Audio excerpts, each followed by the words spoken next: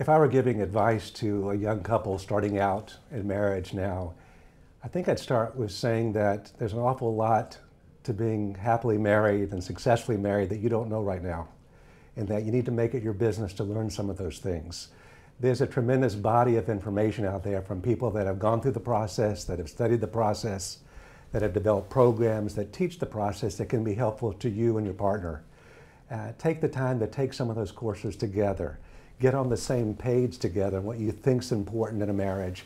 But to do that, you've really got to open yourself up to some of those kind of opportunities.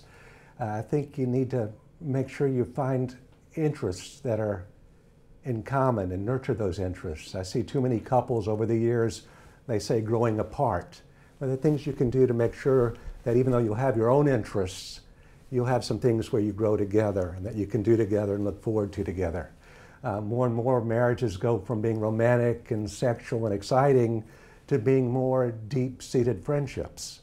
And making that transition is something that you can help along if you maintain a relationship and a communicative spirit with your spouse.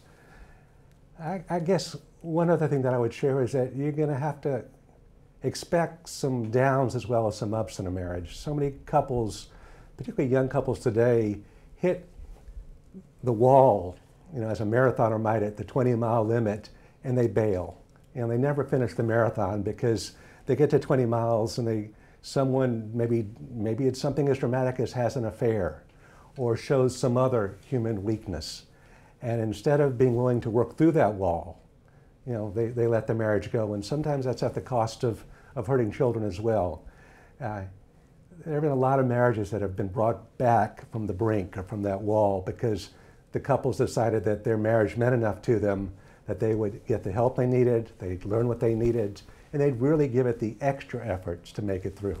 And those marriages have often come out to really thrive and to be real positive in the long run.